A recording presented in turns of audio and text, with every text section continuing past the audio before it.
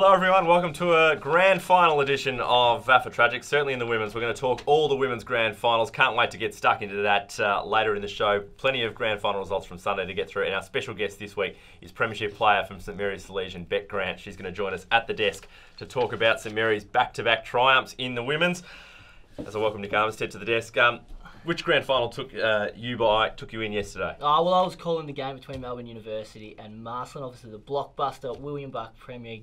Great to see Melbourne Uni get up. So we now had 2 wins from 2 different teams in the first 2 years. So great stuff. Marsland, they got a little bit. They got the reserves grand final. But I think St Mary's over West Brunswick was the one that really caught my eye. And I know we're going to talk to Bec about it later, but that was a sensational effort from the Saints. Yeah, I understand you were out celebrating with some of the victors on the weekend. Yeah, I thought we got the message, and they were at the Tower Hotel, which is not far from where I live.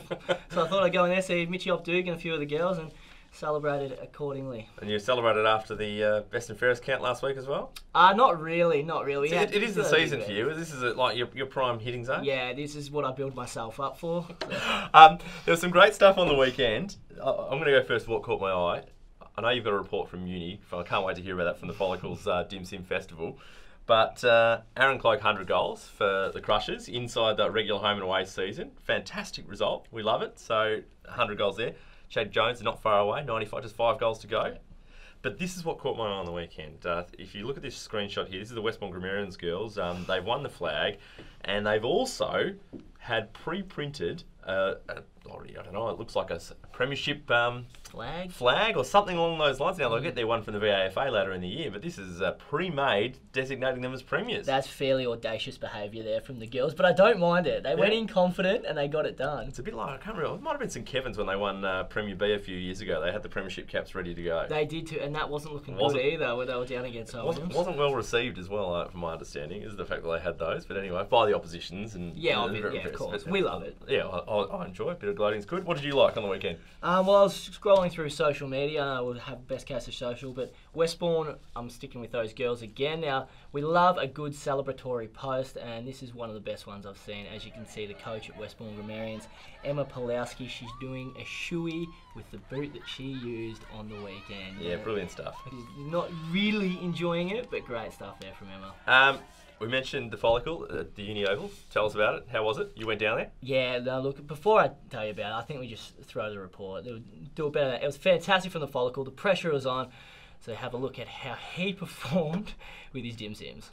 I've just rocked up at the University Oval. Conditions have cleared up a little bit. Not conducive to people who like to wear hairspray, but it is conducive to blokes who like to eat dim sims. Now, the Follicle has promised that he's putting it on, so I'm here to test it out. While the sun refused to rear its head, we had no issues locating the Follicle as the multi-talented and self-appointed Tragics reporter combined his dim sim cooking duties with coaching from the boundary. Word had quite obviously spread of the Follicle's dim sim challenge, with the pavy packed to the rafters ahead of the Blacks' dimmy debut. For a mere $5 and after hours of preparation, the real test would come during the halftime break. Now, as you can see, it's not cheaped out on the dim sims. These are some of the better ones. They're not the long ones that you usually get, but more round. So this is the first bite. No soy sauce, not for me. I'm not about it. It is on offer though, if you do want it.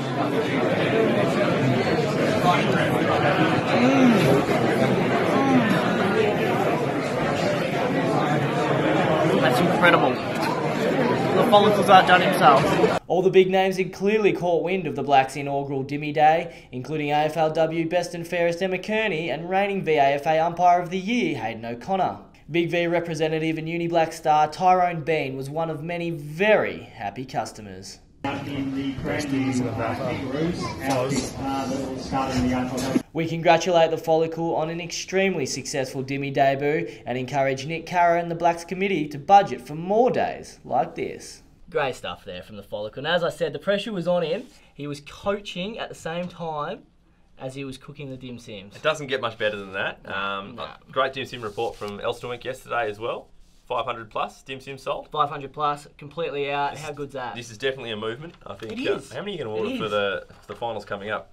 Well, we're going to have more than 500. I mean, we had 3 games there. Like, the weather probably turned 1 or 2 people away. Imagine if we get good weather at the men's grand final. Whew, We're looking in the thousands. On to William Buck Premier section. The 4 is set. The T's secured 4th spot and made round 18 relevant for those teams that were still striving after a win over Old Zabs. Yeah, it all came down to this game. If Zabs could beat them, Zabs was still within a chance, would have been with half the game. But great stuff from the T's.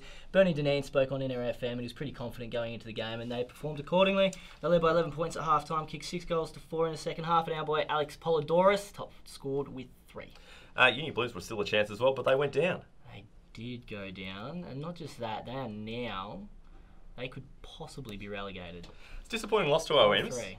For the Blues. Yeah, they could be relegated. We'll talk about those games in a second. You know what, the Blues... That was still a chance to play finals. And after I saw them 2 weeks ago live against St Bede's, and I know they beat St Bede's who are the bottom side, but they looked pretty good.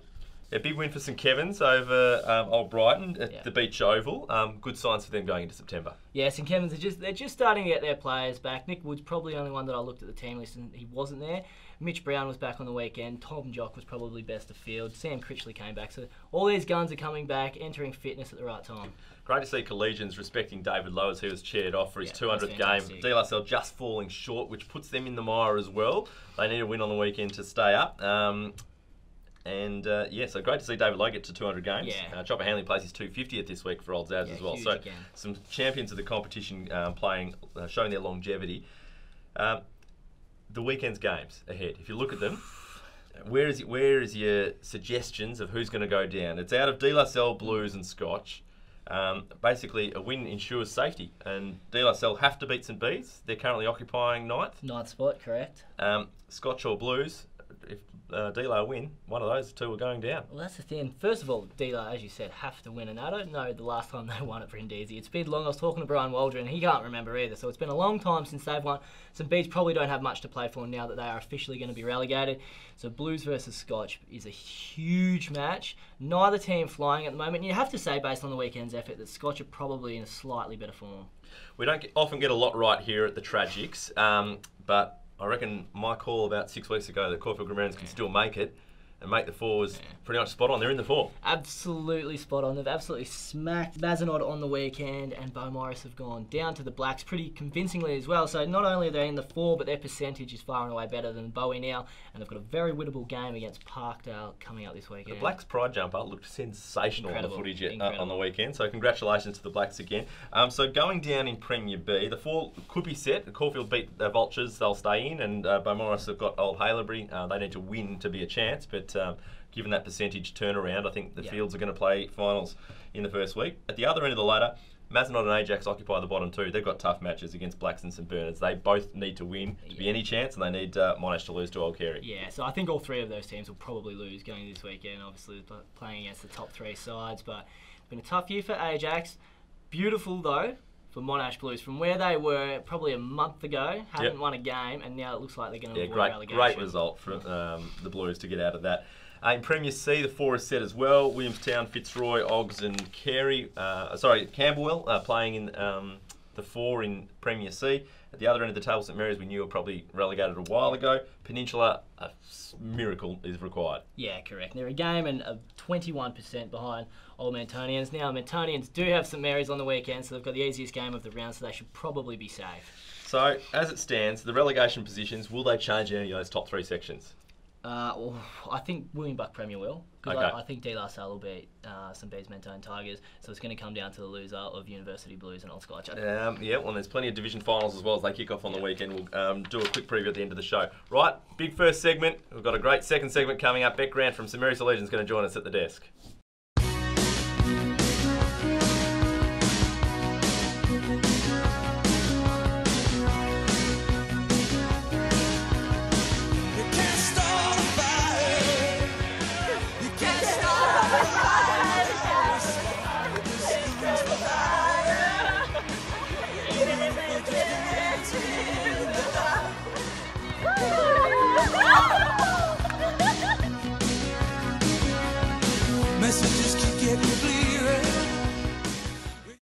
Welcome back to the Tragics. As I mentioned before the break, we've got premiership player, 2-time premiership player, Bec Grant from St Mary's Salesian joining us. Welcome. Hi, how are you? Very well, thank you. That's good.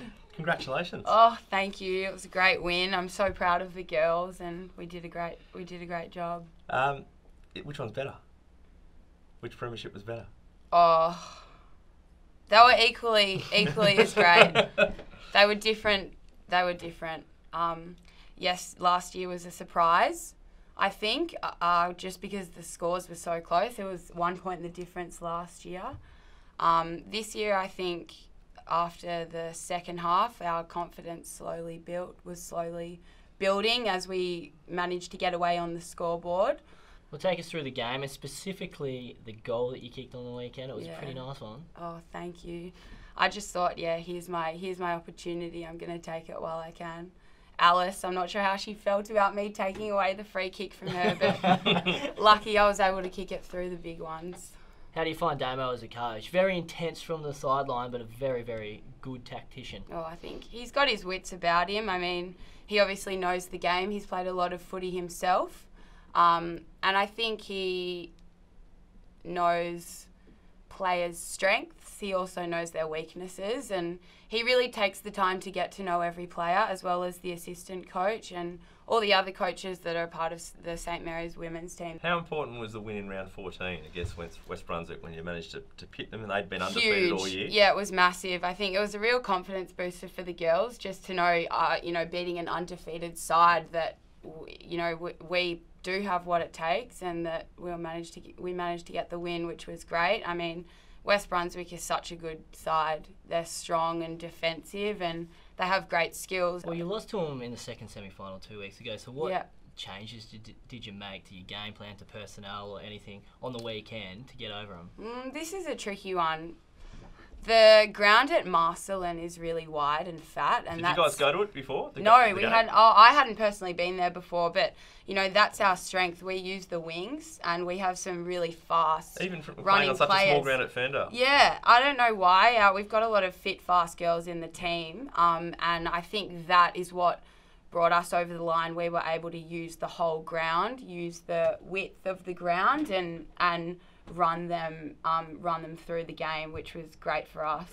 So celebrations, tell us about it. Where'd you kick on last night? What time did you finish up? Well, we went back to the club rooms for a little bit, had a couple of drinks, and we were in the rooms after the game for a while, just sculling beers out of the cup, which was pretty funny. All the coaches had a crack. It was hilarious. And then back to the club rooms, and then just down to the local pub just to have a feed and so girls continue have the day off celebrations. Today? The girls have the day off today? I didn't. I had things on, had to be up at 6:30 in the morning, which was all right. Managed to get through the day, and I'm here now. So most of the girls took today off, did they? I think so. I had calls at 4 o'clock in the morning saying, get down to the heart. There might be higher football ambitions for you still to go this year. So, Absolutely. So chance to play Collingwood VFL's last home and away game this week? Yeah, definitely. Against Casey Fields, that'll be a huge, huge game for us.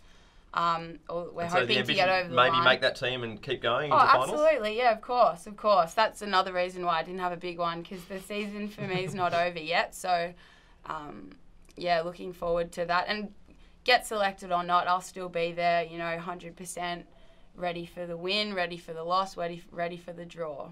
Well, tell us about your season. It's clearly been a pretty strong one. You came equal runner-up with Ruby's Vark in the League BNF. Yeah. Oh, well, I've just developed so much since last year. My confidence last year wasn't there, didn't really know the game, didn't know how hard I could go in terms of effort at the contest, and now I'm just getting in there as much as I can and practicing my skills as much as I can. Clearly had a few learning curves over the past 2 years, but is it true that Damo dropped you from last year's second semi-final because you went on a bit of a mid-season holiday? Yeah, that's it. I went on a holiday with my best mate to New Zealand just for a little spontaneous 2 weeks, and I got back the next week, and he said, "No, sorry, there isn't a spot for you on the team. You haven't been here." And I thought, all right, my first hit, I'll cop it, and I'll just work harder and make sure that I'm in the team next year consistently, which, and I've been able to do that, which is fantastic, and I feel pretty good about it. So it's pretty successful, trajectory's going well. AFL Women's is a real objective? Why not? Yeah? Why not? Of course. It's something that I am aspiring for, and I hope that one day I will get there. A lot of hard work and persistence. Do you look at the girls that you play against and with, and you sit there going, she could play AFL Women's, she could play AFL Women's? Oh, absolutely, definitely. And I think that's a huge part of the women's football development at the moment, is recognising the players around you and learning from them. That's a huge thing that anyone who wants to play professional football can take on is taking the time to just talk to other people that, you know, are really great players and know the game, and just listening. Yep. Getting to know. They're the best listeners, the girls. Yeah, They are the best, best 100%. learners. It's They so are important. unbelievable. Yeah, So oh, important. excellent. So enjoy it. Thank you for coming on. Appreciate that. Thank you. No, well done. Congratulations. Thank you. Two-time premiership player, Bec Grant, joining us here from St Mary's Salesian. Brought the jumper in. Go and enjoy the celebrations when you can, and good luck if you can make the Collingwood side as well. Will do. Thanks a lot, guys. Thanks, Bec mate. Grant, we'll be back to wrap up all the women's grand finals and wrap up the show after this. Anytime is the right time to get fit at Anytime Fitness. Access over 400 gyms across the country 24/7 and discover why more Australians train at Anytime Fitness than any other gym. Go online and register now for your free 7-day pass and feel something better. Welcome back to the Tragics. Bec Grant was sensational. We're going to continue on the theme of women's grand finals.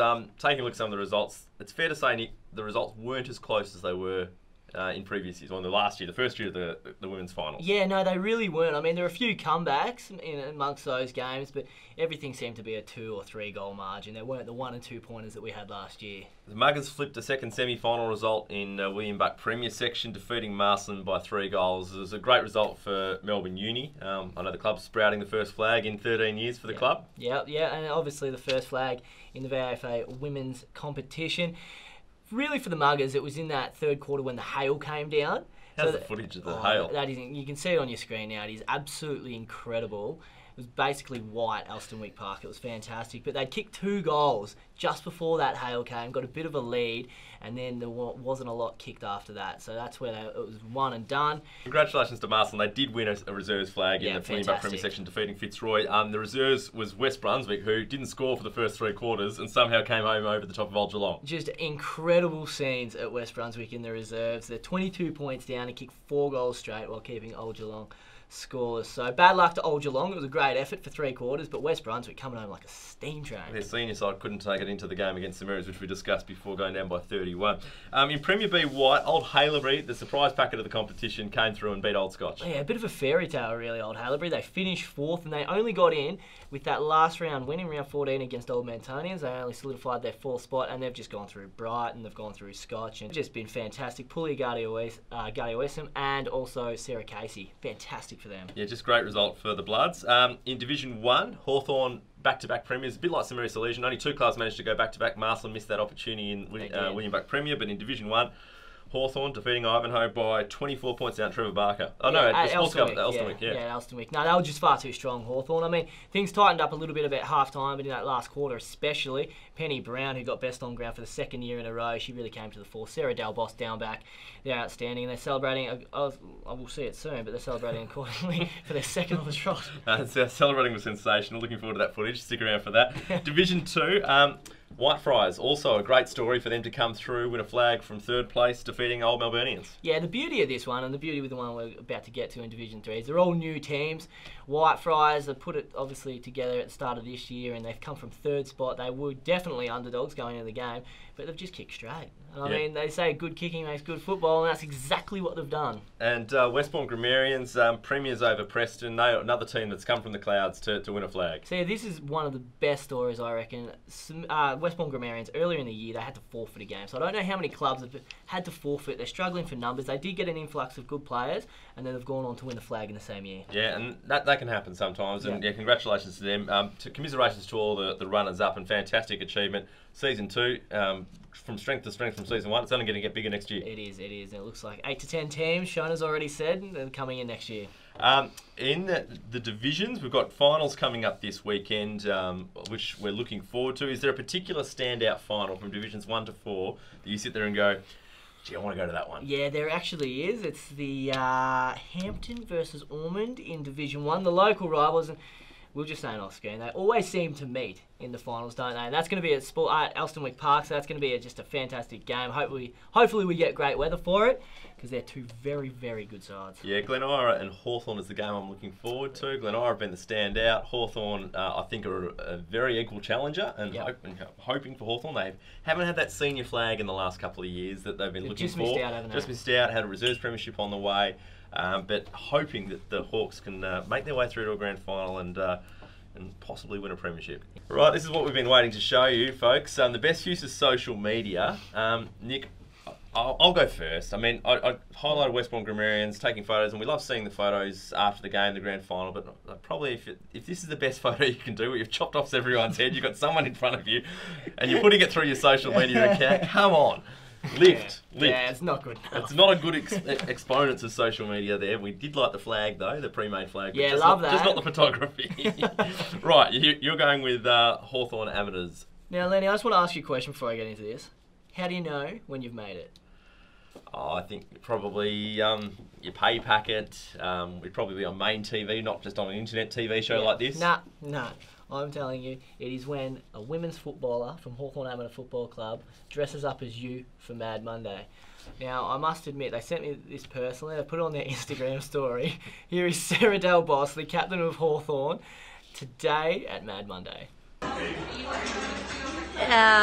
Nick Armstead here, reporting live from the Hawthorn Mad Monday. The girls Div 1 premiers. Pretty excited to get around here and reporting live for VAFA Tragics. This is dedication. Have you seen dedication like this before? I haven't. Absolutely incredible. So it's all happening here down at Hawthorn. Reporting live. Nick Armstead. And there you go. It was great to see Nick Armstead down there at the Auburn Hotel celebrating Mad Monday with the girls, and that's just a sensational effort. Well, I'm going to open the questions, and it's a rhetorical question to myself. Am I sitting with a narcissist? And the answer is yes. I've got Nick Armstead with me that I have to work with every week. Just loves getting cloned in the wider world. I absolutely love that. More of that, please. Right, let's start the quick questions. You go first. I'll go straight to you. Can Old Parade end UHSVU's 14-game winning streak? Yes, they can. They had a couple of losses in the middle of the year, Paradians, and they were the form side of the competition. I reckon they'll regroup going into September, and they're the side to beat. Is round 18 leaving your calculator loss? We talk about them a lot on the Tragics. We love it. A little bit too late, as was the case with North Brunswick. Well, they did, and we did speak again off camera about they did lose earlier in the year. They did lose one, but they rested a few, do you reckon? I reckon they've rested a few, and they've gone down to South Melbourne. Now, great stuff for South Melbourne because they've actually made the 4 because of the win. They've surpassed South Mornington. So it wasn't Tiger Time, which you were promoting? No, unfortunately it wasn't Tiger Time. I think I rattled on about that for 3 weeks. I think it is leaving it a little bit too late. I don't know how many... You flirting with form is something that's big. I think you do it in round 15, 16, not necessarily round 18, although I think they'll be fine. They're a pretty good side. They've got a pretty good firepower up forward. Andrew, can Aquinas win 6 on the trot? Look, they can, Nick, because winning form is good form. They've won 6 in a row, and for the first time in the club's history, they've got all 3 sides that they run out in the weekend in the finals, incredible. Which is fantastic. So their 19s, the reserves, and seniors are all playing finals. And their seniors just jumped from 7th to 4th in round 18. Yeah, great result. How hard would Oakley have been celebrating on Saturday night? Very, very hard. Now, we spoke about Aaron Cloke's 100. You mentioned it earlier in the show. He kicked 9 goals to get to his 100, but they've also, that win has got them in the 4. So I think the Oakley RSL would have got a very good workout on Saturday night. How much pressure would there have been on you as a midfield to hit up Clokey to get into the 100 so much. when there's an option? You might be running in 40 metres from goal and think, oh, I could kick this, and then you go to Cloke. Where is he? No, you absolutely have to. And because he only kicked 4 last week, the pressure was on. He needed 7. Come home with 9. What a weekend for Oakley. Right, best case scenarios for the weekend. We'll leave the worst case aside because it's positive energy time. It's finals time. What's your best case? Best case scenario, when I can find it, is that we have more sensational Mad Monday outfits, much like we saw from Sarah Del Bosque. Get them up on social media. We love that sort of stuff. The more people that imitate Nick, the better, because then we'll show it on the show. Yeah, that is a good case scenario. I just want some warm weather. I don't want any more hail. Yeah. We'll go out now with the scenes of hail, and unbelievable the shots that we saw from the weekend. The scenes. It came from nowhere. Like, it was a pretty dark day anyway, but the hail came from nowhere, and the girls, I don't think were really enjoying it. No. It's been great. Good luck. Enjoy the finals this weekend. Last round of the Premier sections as well to decide those relegation spots. Hope your team can have a win on the weekend, and we'll see you next week on the Tragics.